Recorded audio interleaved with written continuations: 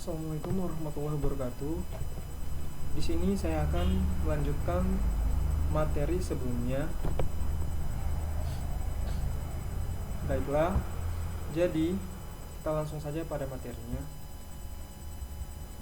Yang pertama, hal-hal mengenai mikrokontroler. Di sini terdapat teknik fabrikasi. Teknik fabrikasi ini terdapat sebuah CMOS, yakni Complementary Metal Oxide Semiconductor, di mana di dalamnya terdapat mikrokontroler CMOS ini memerlukan daya yang lebih rendah. Kemudian kedua, memungkinkan untuk dioperasikan menggunakan baterai. Kemudian chip CMOS juga memungkinkan dioperasikan pada fully atau mendekati full static.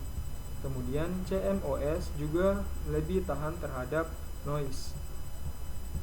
Lanjut, hal-hal mengenai mikrokontroler. Arsitektur, poin pertamanya itu ada non-Neumann arsitektur.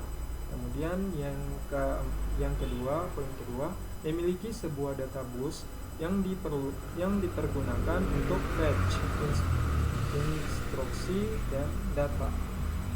Kemudian poin ketiga ada program atau instruksi dan data disimpan pada memori utama secara bersama-sama.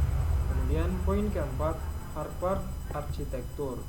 Kemudian poin kelima, memiliki bus data dan instruksi yang terpisah.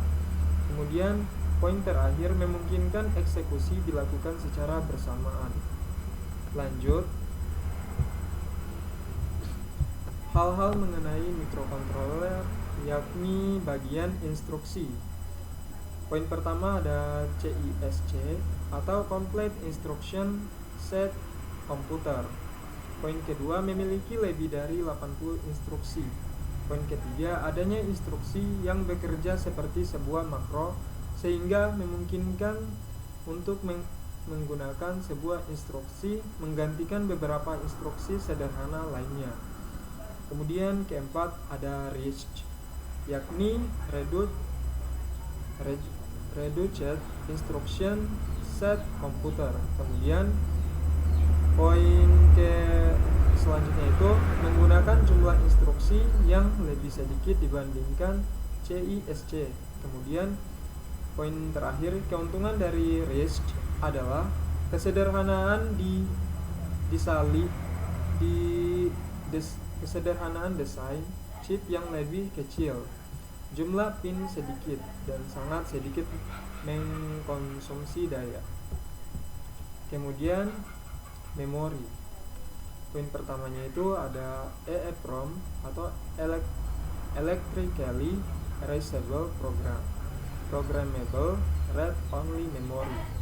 EEPROM ini digunakan untuk menyimpan sejumlah kecil parameter yang dapat berubah dari waktu ke waktu.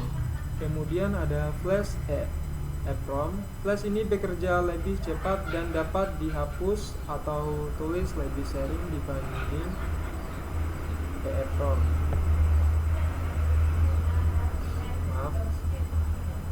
Kemudian poin terakhir, baterai backup of static RAM.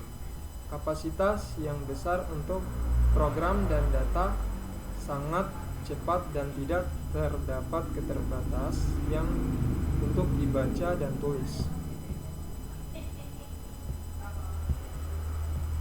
Kemudian fail programming atau reprogramming, menggunakan memori non-volatile untuk menyimpan program akan memungkinkan mikrokontroler tersebut untuk diprogram di tempat.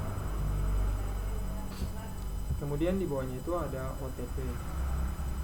Mikrokontroler OTP adalah mikrokontroler yang hanya dapat diprogram satu kali saja.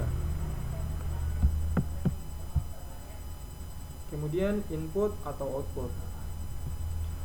Pertama itu ada poin pertama yaitu UART atau Universal Asynchronous Receiver Transmitter.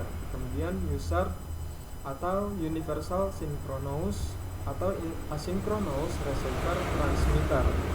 Kemudian Kemudian poin ketiga ada SPI. Kemudian keempat ada SCI. Kemudian selanjutnya ada input ataupun output. Pada poinnya ini ada 4, yakni 12C, bus atau Inter-Integrated Circuit Bus. Kemudian ada poin kedua, analog to digital conversion atau A atau D. Kemudian ada DA, digital atau yang biasa disebut digital to analog converters. Kemudian ada comparator atau komparator.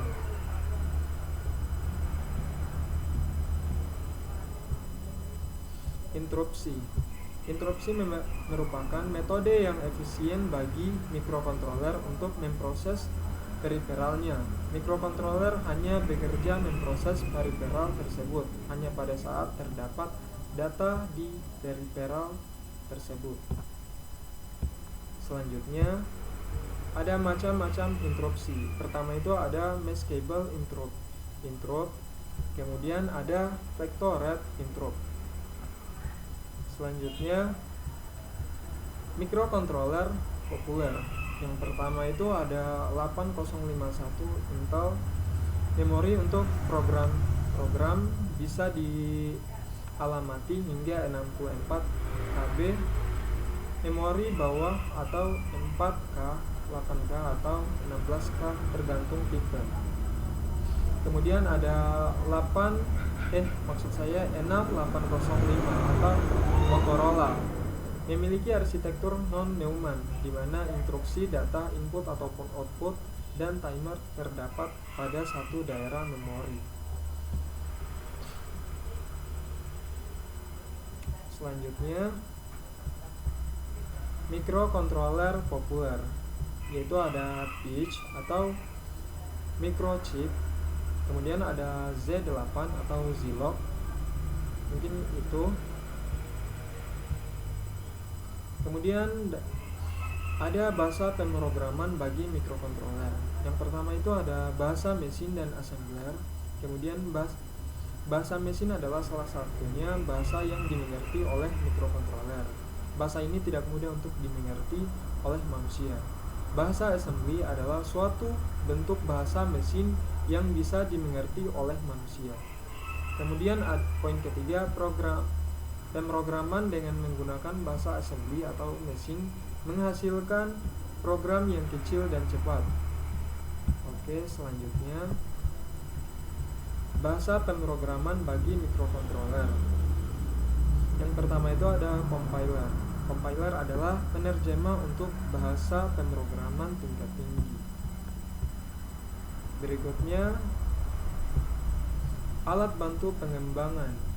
Yang pertama itu ada simulator, kemudian debugger, resident, kemudian ada poin ketiga emulator. Selanjutnya mikrokontroler keluarga 8051. Mikrokontroler 8051 merupakan keluarga mikrokontroler NCS51, dan berikut di samping kanan kita ini adalah tampilannya. Kemudian yang berikutnya mikrokontroler keluarga 8051. Fasilitas yang terdapat dalam chip mikrokontroler 8051 ini diantaranya adalah 2 timer atau counter ke XTAL1 dan XTAL2. Oke.